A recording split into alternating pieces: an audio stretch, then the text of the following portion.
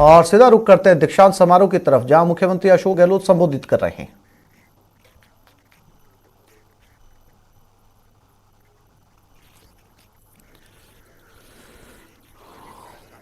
शिक्षा का महत्व बढ़ता ही जाता है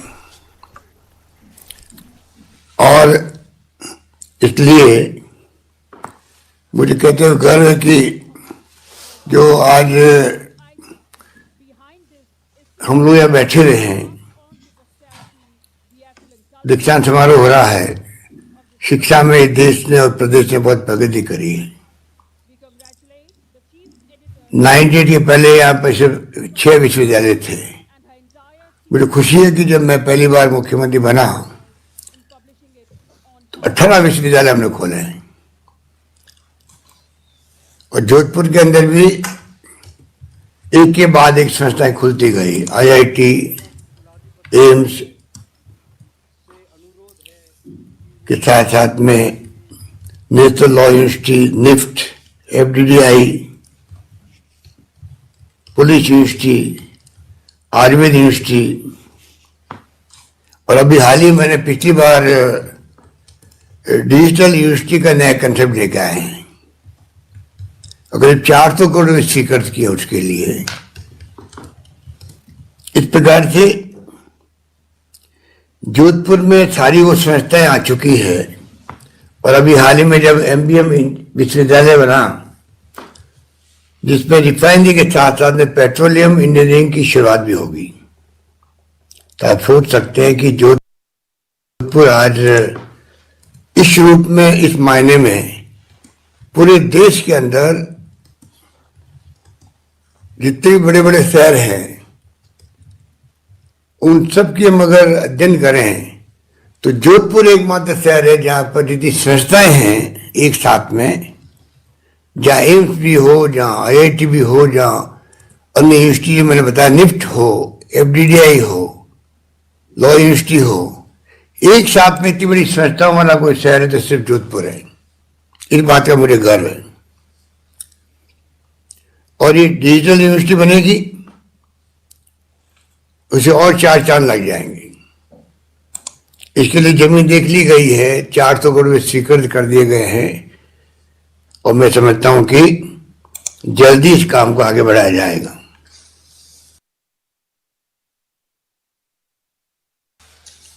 इस मौके पर मैं कहना चाहूंगा, पंडित नेहरू की जो सोच थी वो मुझे बहुत अच्छी लगी कि एक विश्वविद्यालय मानवतावाद, ह्यूमनिज्म के लिए, सहिष्णुता, टॉलरेंस के लिए, तर्क, रीजनिंग के लिए, विचारों के साहसिक कार्य, एडवेंचर ऑफ आइडियाज के लिए, और सत्य की खोज, सर्च फॉर ट्रुथ के लिए होता है। यानी विश्वविद्यालय सिर्फ डिग्री पाने एवं नौकरी पाने का स्थान ही, खुद के विकास करने का स्थान है। इस पूरे जो भावना प्रकट की गई है उसमें सब बात आ जाती है, किस प्रकार से हम अच्छे इंसान, अच्छा मानव संसाधन बना सकते विश्वविद्यालयों के थ्रू माध्यम से। और ये तो अनुभव है कि जो विश्व युद्ध हुआ था वर्ल्ड वार के बाद में, जब जापान, जर्मनी, ब्रिटेन सब तबाह हो गए थे, तो सबने जो है उस वक्त से ही शिक्षा भी जोड़ दिया। उसके कारण से आज वो विकसित राष्ट्र की श्रेणी में आ गए। राजस्थान में भी हमने तय किया किस प्रकार हम लोग शिक्षा को महत्व देंगे। इसीलिए एक के बाद एक यूनिवर्सिटी खुलती जा रही है राजस्थान के अंदर। मेडिकल कॉलेज हर जिले में खुली जा रही है। कॉलेज अभी हमने 2 साल में 123 कॉलेज खोली हमने, नहीं 33 गर्ल्स कॉलेज खोली। और अभी हमने कहा है कि जहां 500 छात्राएं होगी उस स्कूल को कॉलेज बना दिया जाएगा। इस रूप में हम लोग राजस्थान में IIT हो, IIM उदयपुर में है, IIT कोटा के अंदर है, अलग अलग अनुसंधान संस्थाएं खुल रही है। मेडिकल के अंदर भी बायोलॉजी लैब खुल रही है। जो पूना और कलकत्ता की जो लैब है उन दोनों को मिला करके बहुत शानदार इंस्टीट्यूट खड़ी हो रही जयपुर के अंदर, जिससे कि कैसी भी महामारी आए, कैसी स्थिति बने, तब भी हम लोग समय रहते हुए हमें सैंपल पूना और कलकत्ता नहीं भेजना पड़े, वो स्थिति हम पैदा कर रहे हैं। इसलिए मैं इस मुबारक मौके पर जब हमारे मामूली महोदय ने जो अभी सम्मान किया है डॉक्टर एम एस स्वामीनाथन साहब का, इनकी इंस्टीट्यूट इनकी संस्थान बनी हुई है चेन्नई के अंदर, मुझे 20 साल पहले ले गए थे ये स्वामीनाथन साहब। मैंने विजिट किया था संस्थान को चेन्नई के अंदर। सुश्री लता मंगेशकर जी अभी अस्पताल में भर्ती है, वहां पर सब हम जानते हैं। मैं अपनी ओर से, आप सबकी ओर से, पूरे प्रदेशवासियों की ओर से उनके उत्तम स्वास्थ्य की कामना करता हूँ, शीघ्र ही स्वास्थ्य लाभ करें। तो आज बहुत ही ऐतिहासिक काम किया है डॉक्टर त्रिवेदी ने और इनके पूरे जयनारायण व्यास विश्वविद्यालय परिवार ने कि आपने 2 महान हस्तियों को, doctor M S Swaminathan green revolution और सुश्री लता मंगेशकर जिसने देश का नाम और मान सम्मान पूरी विश्व में बढ़ाया है, ऐसी महान हस्तियों का आपने सम्मान करने का काम किया। मुझे पूरा विश्वास है कि आने वाले वक्त के अंदर राजस्थान और ज्यादा तरक्की करे, क्योंकि कोई जमाना था जब रेगिस्तान और अकाल सूखे की स्थिति मानी जाती थी, यहाँ पर पिछड़ा हुआ राज्य माना जाता था। आज वो स्थिति नहीं है। आज सभी क्षेत्रों में राजस्थान ने प्रगति की है, चाहे वो शिक्षा हो, स्वास्थ्य सेवाएं हो। स्वास्थ्य सेवाओं के लिए हमने फ्री मेडिसिन, फ्री जांचें, चिरंजीवी योजना के माध्यम से 5 लाख तक की कैशलेस इलाज की सुविधा पूरे प्रदेशवासियों को देना, एक के बाद एक हम लोगों ने उसमें तरक्की की। और जैसा मैंने कहा कि 33 में 30 जिले के अंदर मेडिकल कॉलेज खुलने जा रही है, काम शुरू हो गया है, बिल्डिंग बनने लग गई है। इस प्रकार से राजस्थान में आपकी तमाम वो सुविधाएं आने वाले वक्त में और ज्यादा बनेगी। शिक्षा को लेके भी जैसे मैंने कहा कि गर्ल्स कॉलेज को हम घोषित करने जा रहे हैं, जहाँ 500 विद्यार्थी हैं, छात्राएं हैं। इस रूप में हमने इन काम को हाथ में लिया है और मैं समझता हूं कि 200 बच्चों को हम लोग विदेश भेजने के लिए सारा खर्चा सरकार उठाएगी, ये भी हमने फैसला किया है राजस्थान के अंदर। फिर बजट में घोषणा कर चुके हैं। कोचिंग क्लासेज बच्चों के लिए हो, वो काम हमने शुरू किया है। तो विश्वविद्यालय तभी आगे बढ़ पाएंगे तब उनको कॉलेज के माध्यम से, स्कूल के माध्यम से अच्छे विद्यार्थी मिले जिनका अपना सपना हो देश के लिए, प्रदेश के लिए। यहाँ कजरी भी है राजस्थान के जोधपुर के अंदर, काजे की बड़ी संस्थान अपना आप में महत्व रखती है। आफरी है, डेजर्ट मेडिसिन सेंटर है, सारी संस्थाएं जो एक प्रकार से कहना चाहिए कि प्रतिष्ठित है देश के लिए, वो तमाम संस्थाएं आज आपको जरूरत में मिलेगी।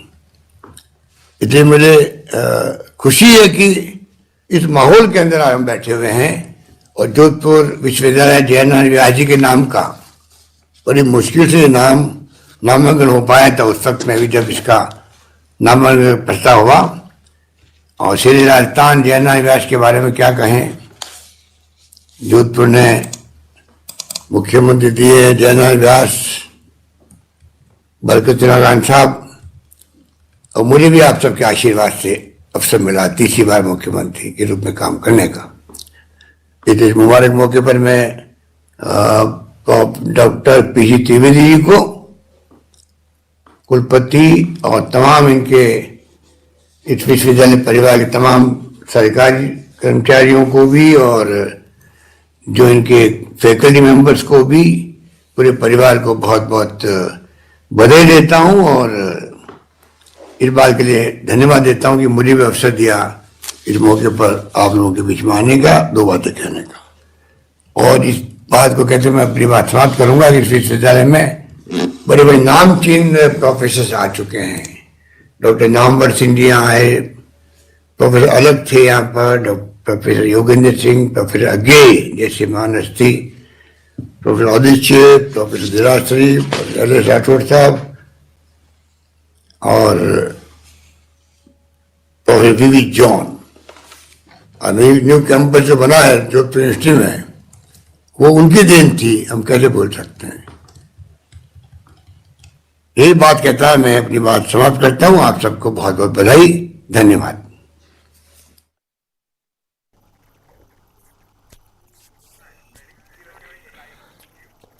रीच पेपर लीक मामले में अपडेट, अजमेर पहुंची एसओजी की टीम। रीच ऑफिस में जांच पड़ताल, बोर्ड अध्यक्ष से जानकारी ले रहे हैं, दस्तावेजों को भी जब्त किया। बोर्ड अध्यक्ष ने मीडिया से दूरी बनाई। माध्यमिक शिक्षा बोर्ड दफ्तर में एसओजी की जांच शुरू है और इसी में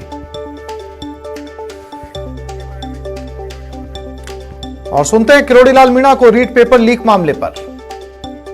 जोधपुर के एक सेंटर पर परीक्षा दी जिसको पेपर मिला और उसके साथ 20 लोगों को और पेपर मिला जिनको सीआई पोसवाल जी ने बचा दिया रकम लेके, पैसा लेके।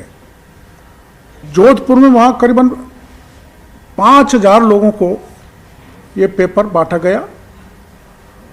मैं ये बात पोसवाल का और एसओजी के अधिकारी को इसलिए बता रहा हूँ, सरकार का भी ध्यान आकर्षित करना चाहता हूँ, एडीजी एसओजी को भी कहना चाहता हूँ कि आपके तो थाली में ही छेद हो रहा है। या तो खेत ही, बाढ़ ही खेत को खा रही है। तो एसओजी के ये 2 कर्मचारी, 2 और बड़े हैं जिनके नाम मैं अगली उसमें लूंगा, वो कई निर्दोषों को फंसा रहे हैं, कई दोषियों को बचा रहे हैं।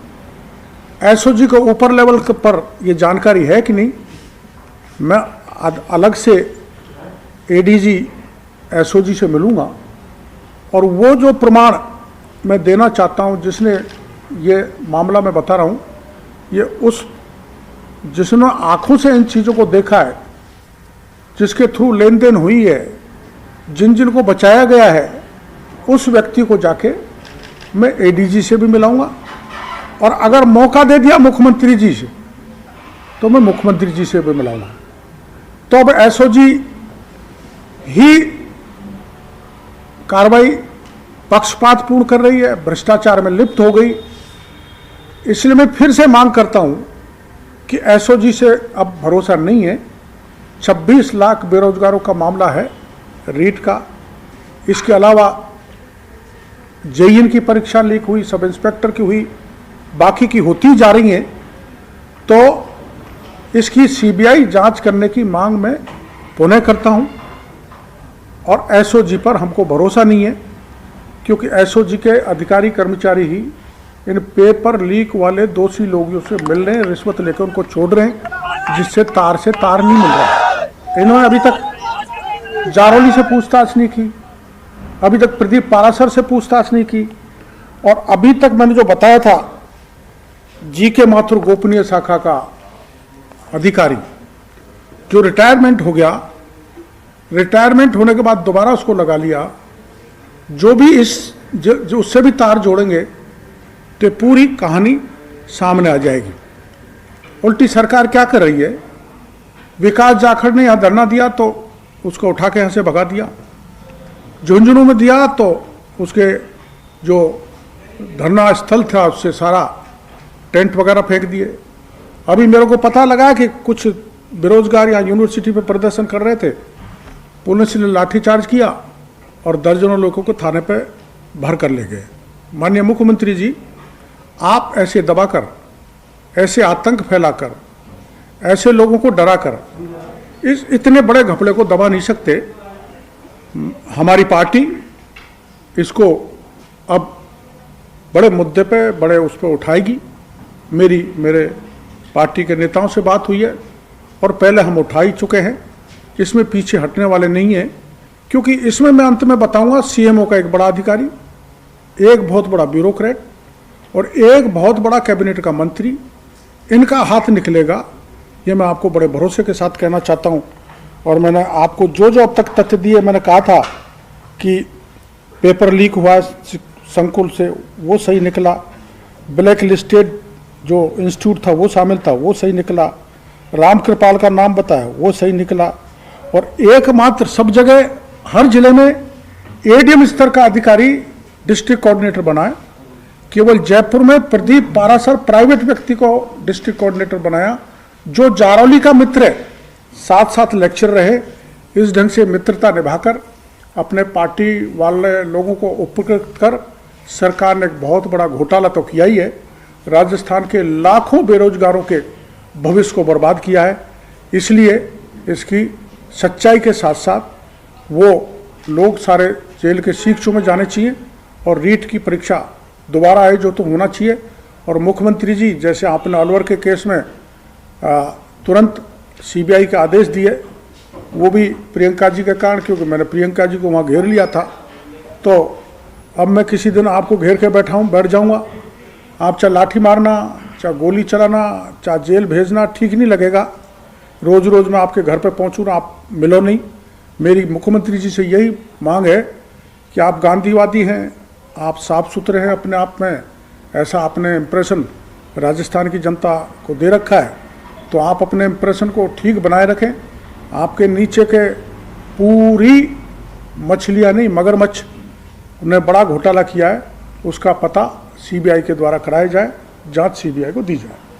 ये आप जितने बता रहे थे वो सारी बातें सही निकली है, तो जो आपको पता था क्या एसओजी को पता नहीं था या जांच नहीं कर रहे थे? नहीं, एसओजी को सारी जानकारी के बाद भी जो प्रमाण मैंने नहीं दिए उस पर एसओजी नहीं पहुंची। तो उस दिन मीडिया पहुंचा, मैं भी पहुंचा, तब ये एसओजी की जांच आगे बढ़ी और भजन लाल को गिरफ्तार करके लाए। तो इस प्रकरण को दबा ही दिया गया था, और आगे भी जब मैं जो बता रहा हूं, जब बड़े हाथ निकलेंगे तो प्रकरण दब जाएगा, इसलिए मामला सीबीआई को जाना चाहिए। मामला उसमें खुलासा हो जाएगा या परीक्षा रद्द करने तक नौबत जाएगी? नहीं, परीक्षा तो रद्द होगी क्योंकि बड़े पैमाने पर हुआ है। लेकिन वहाँ पे काउंसलिंग होती है। ये बताओ, वो काउंसलिंग तो कुछ भी कर सकते हैं। जब सरकार के बड़े नेताओं की, बड़े अधिकारियों की मिली भगत है, तो चित्त भी उनकी, पुट भी उनकी, वो तो काउंसलिंग करेंगे, काउंसलिंग भी निरस्त हो जाएगी। उसमें क्या है? ये मैटर जो है सीबीआई जांच की जो आप मांग उठा रहे हैं, ये रिट पिटीशन अभी हाईकोर्ट में पेंडिंग है। जी सर। इसमें आज तारीख थी लेकिन वो किसी कारण से लिस्ट नहीं हुआ मैटर। जिन्होंने भी रिट वो पिटीशन, आगे कब होगा वो तो पता नहीं, लेकिन वो ऑलरेडी लिस्टेड है मैटर। हाँ बिल्कुल है। हमने शुरू में रिट लगवाई थी, एक हमारे उससे, एक तो हमारी निरस्त हो गई थी, एक चल रही है, लेकिन उस समय हम हाई कोर्ट को ढंग से संतुष्ट नहीं कर पाए थे। अब कुछ प्रमाण आ गए और आगे भी आएंगे, तो हम वकीलों के जरिए माननीय उच्च न्यायालय को संतुष्ट करने की कोशिश करेंगे। हो सकता है सरकार नहीं दे और हाई कोर्ट की कृपा हो जाए तो, और सीबीआई को जांच मिल जाए, तो ये एक बहुत बड़ा स्कैम देश का होगा शिक्षा और बेरोजगारों को मामले को लेकर। आप कह रहे हो कि एसओजी के ऊपर दबाव है, तो क्या एसओजी की तरह आपके ऊपर भी दबाव है क्या? जो आप ब्यूरोक्रेट की बात कर रहे हो, अधिकारी की बात कर रहे हो, कैबिनेट मंत्री की बात कर रहे हो, लेकिन नाम नहीं बता रहे। नहीं, दबाव तो कुछ नहीं है, पर वो थोड़े छुपे रहे तो ठीक है। नहीं, जो गलत किया है वो तो उजागर होना चाहिए ना। जब मैं ऐसा सोच रहा हूँ, थोड़ी जांच प्रभावित नहीं हो, कुछ बढ़ जाए तो ठीक है। तो जहाँ जाके अटकेगी वहाँ मैं फिर आप लोगों को तकलीफ दूंगा कि यहाँ अटक गई, ये आदमी को नहीं पूछा गया। इनकी भूमिका कैसे रही, जिनकी बात बता रहे हैं आप? इनकी भूमिका पेपर छपवाने में, पेपर की गोपनीयता खत्म करने में, और अपने चहेते फर्म को। तो इस बुलेटिन में फिलहाल इतना ही। नमस्कार। देना